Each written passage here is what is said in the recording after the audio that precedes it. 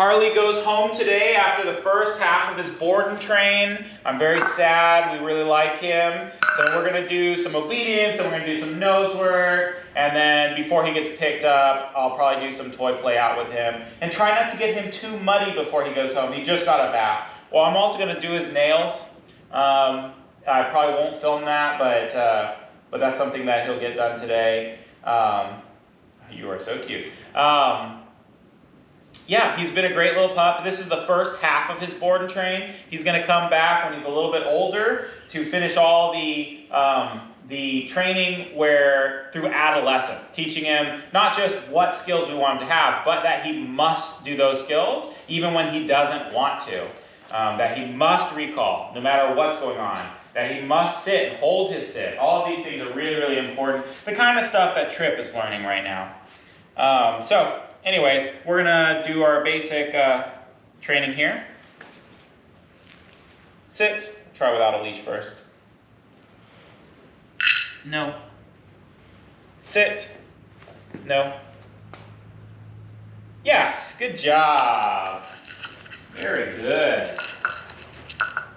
Very good.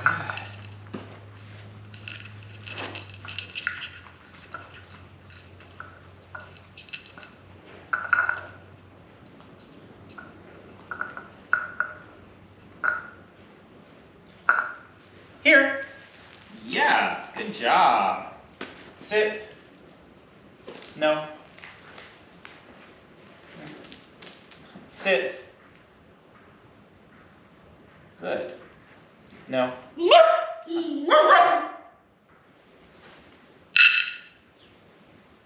Yes, good job. Very nice.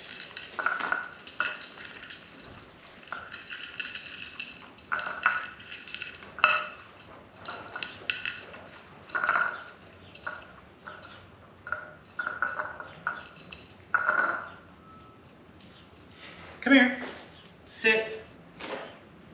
Yes. Good job. Sit. No. Sit.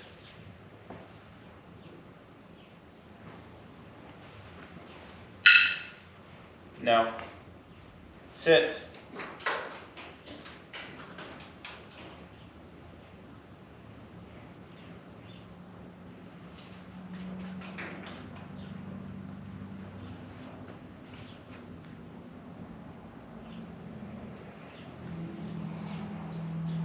No.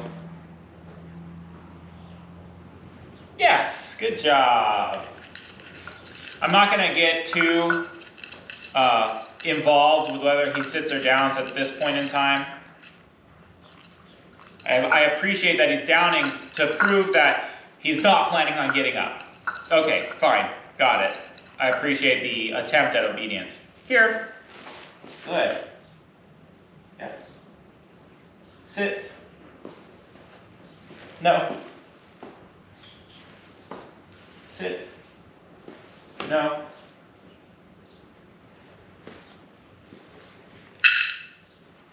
Yes, good job. He broke a little there, but that was a much farther sit stay than he'd done before. Let's add some recalls to this.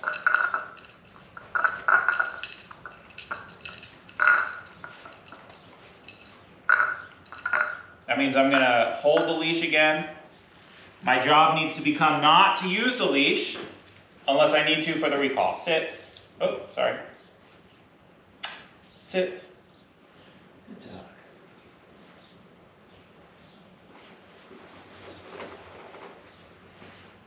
No. Oh, I used the leash.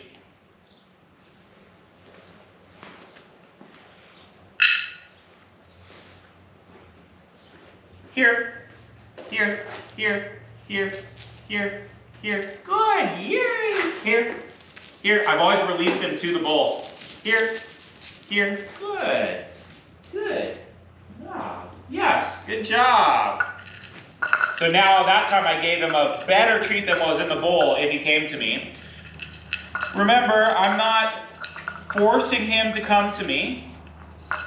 I'm going to pop, pop, pop, pop, pop. I'm going to make him annoyed until he comes to me.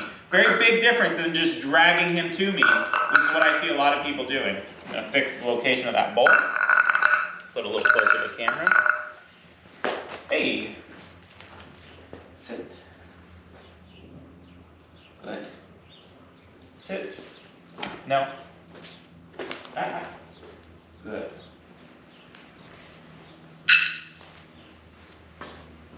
No. Sit. No. Sit. Gosh, he's so cute.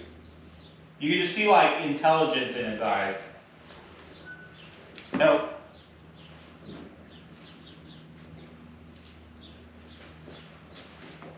Here. Good. Sit. Hey, no. Good. Here. Good. Good. Very good. Yes. Good job. Good job. I'm going to try the whole sequence. You saw I didn't hold the leash quite as much that time as sometimes I will. I'm going to try the whole sequence without touching the leash. That means if he breaks for the bull, I'm going to get louder. I'm going to increase pressure by using my voice. Hi. Hello. Actually, we already did that way. Let's do this way. Hi. Sit. Good. Sit.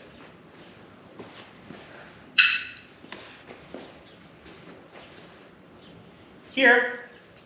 Good. Good. No. I used the leash, sorry. Sit. Good. Sit. Good. Yes, good job. Hey, what a good dog. I use the leash a little bit. It's a habit that's hard to break. So that was really nice. He's doing great. Let's switch over to a little bit of nose work, and then he'll hopefully take a nice big nap before his mom comes to pick him up.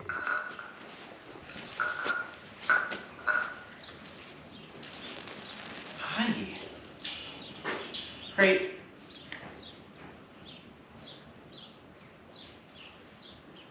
Good boy. Go in your crate. Come on. Go in your crate. Good boy. That's nice. That's really nice. Hey. Hey. What's that? What's that? Oh, look at the yummy treats. Hey, hey, hey. Hey, hey, hey. Hey, hey, hey. Hey. Pop, pop, pop, pop, pop, pop, pop. Good job, puppy, puppy. Puppy, puppy. Hey, puppy, puppy. Hey, puppy. Hey, puppy, puppy. That's a good puppy. That's a good puppy. Okay, we got a bunch of treats out here. Let's send them. Search.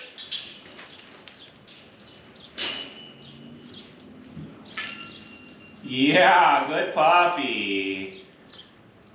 You want to start setting these hides in places that a dog might be afraid to go, going under a table, climbing up on something, something that wobbles. This is all good socialization. Good puppy. And for me, there's something very fun about watching a dog just use their instincts to hunt.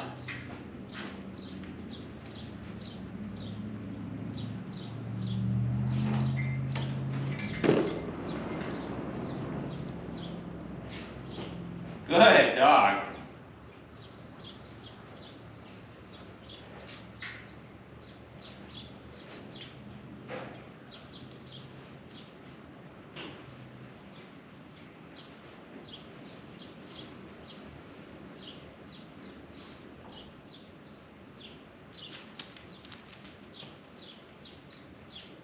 Hey, smart puppy. Good job. Look at you jumping up on that. Good job.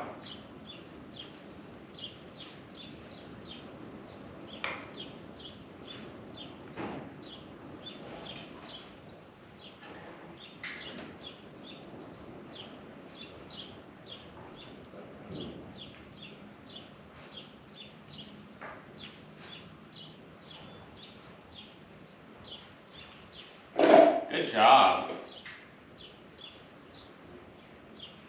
The last one he has is the one closest to me up on this chair.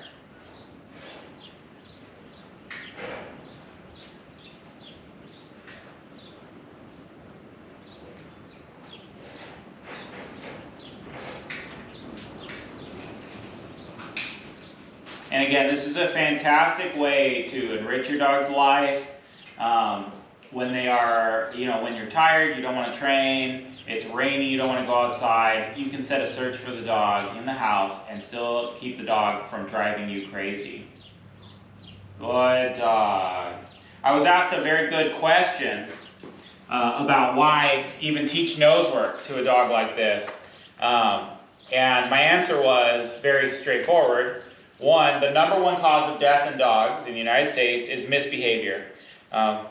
It's not a disease like parvo or rabies. It's dogs who are out of control, who don't come when called, they get hit by a car, who get in fights with their dogs, who bite a person, who are too noisy, they're barking too much, and so, or they're peeing and pooping in the house, so they get sent to the shelter and then euthanized. That's number one cause of death. The number one reason for problem behavior is understimulation. Number two is overstimulation. Number three is lack of training. Although the lack of training would also solve the other ones. But since understimulation is the number one cause of problem behavior is the number one cause of death of dog, one of the best things we can do to our dog is give them proper levels of stimulation. And there's hardly any better activity than nose work to get that done. A few notes for when he goes home. One, he's still a puppy. He needs management. He needs you to be supervising him. He is a baby. You can't expect him to just do all of these words and commands and expect him to do it because he's still too young.